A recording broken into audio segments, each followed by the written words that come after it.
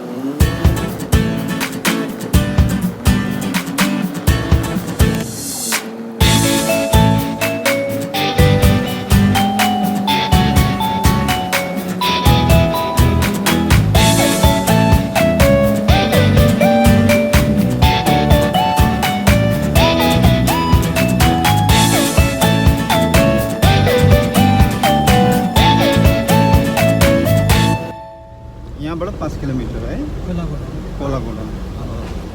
हामी कोलागोडनसम्म जाने हो? ए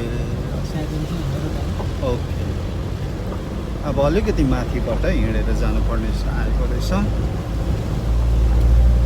हुन्छ मित्रहरू, यहाँ अब हामी लाप्चे फल्स हेर्न गइराखेका छौँ। केही समय हिँडाइ गर्नुपर्ने रहेछ, त्यसपछि चाहिँ हामी लाप्चे फल्सतिर पुग्नेछौँ। मान्छे हिँड्ने मात्रै अहिले, पछि बनाउने बाटोहरू पनि बनाउने भन्ने कुराहरू चाहिँ सुन्दैछौँ। यस बाटो एकदमै मान्छे मात्रै हिँड्नु सक्ने, घोडा हिँड्नु सक्ने बाटो छ। यहाँबाट कति मिनट लाग्छ? यो पोइन्टदेखि चाहिँ लगभग 20 मिनट जस्तो लाग्ने रहेछ हामीलाई पुग्नुको निम्ति। यहाँ गाइड भाइ हुनुहुन्छ, तपाईँको नाम के पऱ्यो भाइ? दिवस गुरुङ। हाम्रो आजको गाइड हुनुहुन्छ भाइ दिवस गुरुङ। उहाँले हामीलाई लाप्चे फल हेर्न लानुहुँदैछ। बाटो चाहिँ निकै सानो,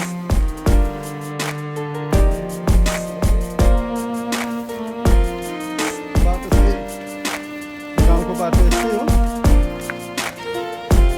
सानो बाटो छ, चिप्लो बाटो।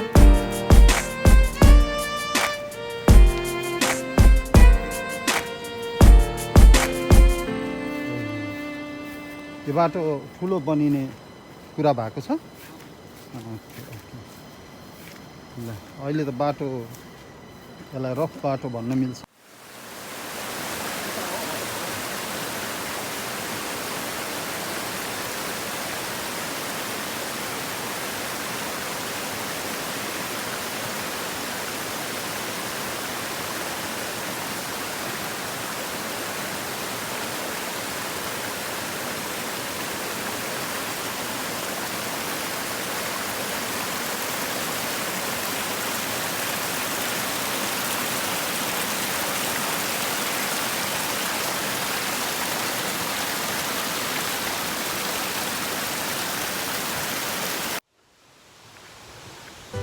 ओके, अब छेउछाउ आइपुग्यौँ होला है।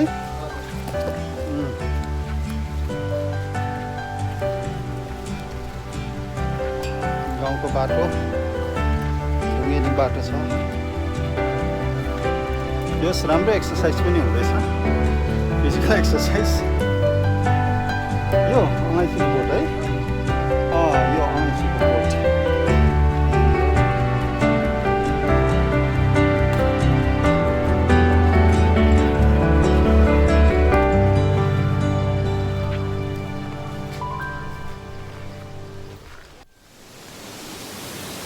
वाउ, हामी अब लाप्चे फल अलमोस्ट पुग्यौँ।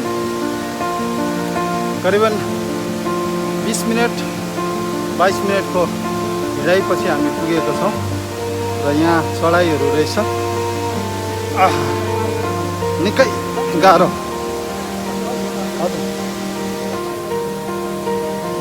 यहाँ मलाई डाइरेक्सन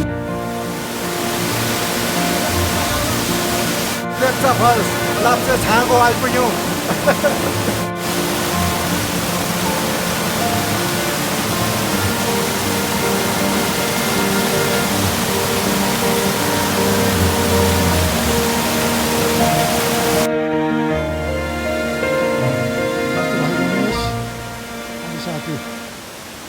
सिटोङको लाप्चा फल्स लाप्चा छाँगोतिर हामी आउँदा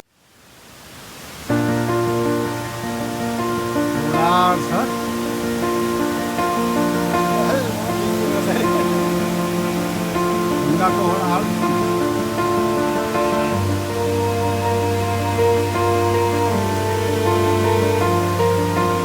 हाम्रो बाटो एकदम कठिन भइराखेको छ। अझै हामी माथि गइराखेका छौँ।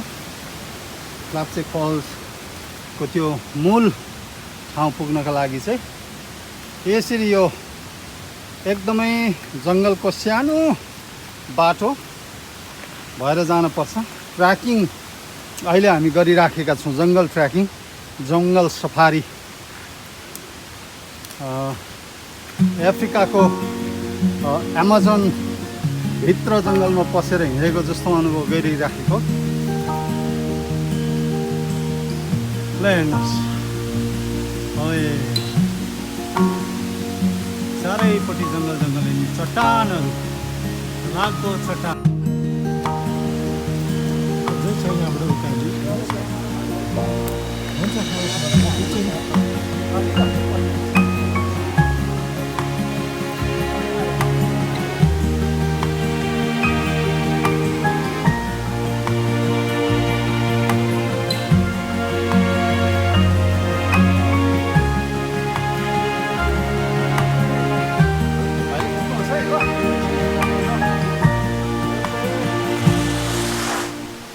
जङ्गल सफारी, माउन्टेन क्लाइम्बिङ पनि हामी गरिरहेका छौँ।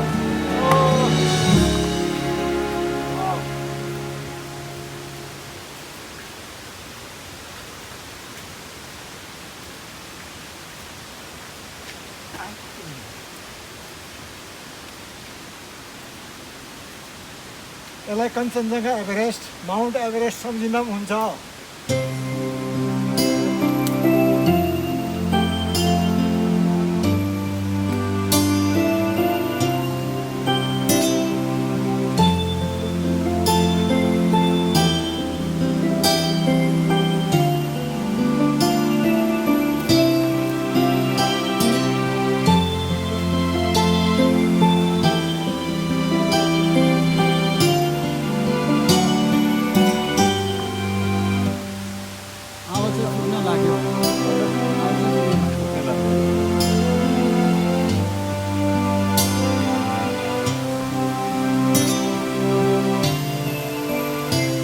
जुत्ता त पर्दैन नि।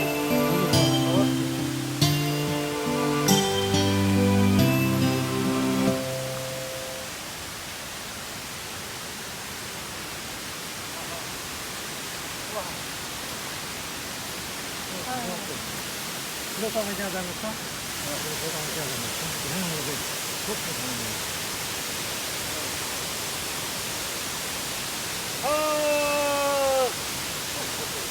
पछाडिपट्टि हाम्रो लाप्चे फल लगभग आधा घन्टाको यात्रा सकेर हामी आएको छौँ।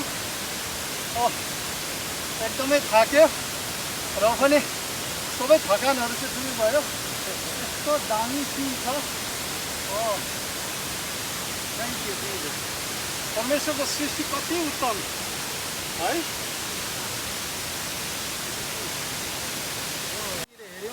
एकदमै सुन्दर दृश्य, जङ्गलको बिचमा यो प्राकृतिक सौन्दर्यले भरेको लाप्चे फल्स एकदमै सुन्दर।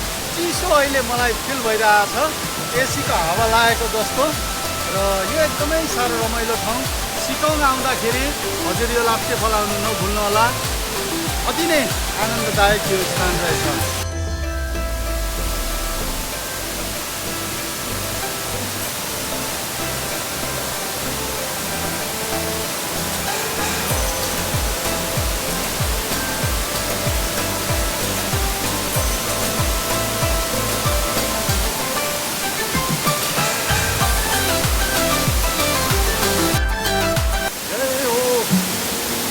दार्जिलिङको मुख्य ठाउँहरू यस्ता यस्ता पनि छन्। कहीँ लुटेर बसेका कतिजनालाई यो कुरो थाहा नहुनु सक्छ, तर यस्ता यस्ता रमाइला बस्तीका ठाउँ छन्। तपाईँ आएर आनन्द उपभोग गर्न सक्नुहुन्छ। दिइराखेका छन्। कहीँबाट तपाईँ नेपालतिर हुनुहुन्छ, तपाईँ कलकत्तातिर हुनुहुन्छ, तपाईँ रसतिर हुनुहुन्छ, आउनुहोस् दार्जिलिङमा, सिटोङमा स्वागत छ।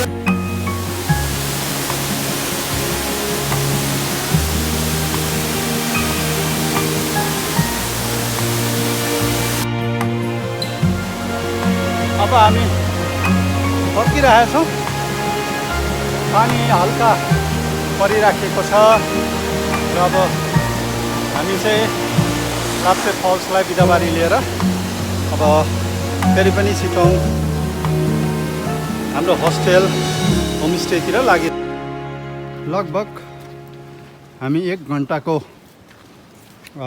यात्रा लाप्चे फल्स सकिएर अब फर्किँदै गरेको छ। हामी सुरु गरेको ठाउँबाट फेरि फर्केर आइपुगेका छौँ। सुन्दर दृश्य लोकन भयो। प्राकृतिक सौन्दर्यताको बिचमा यो लाप्चे फल रहेछ। यहाँहरूले मिस नगर्नुहोस्। सिटोङ आउनुभएको बेला अवश्य यो ठाउँलाई पनि तपाईँहरूले हेरेर आनन्द लिनुहोला।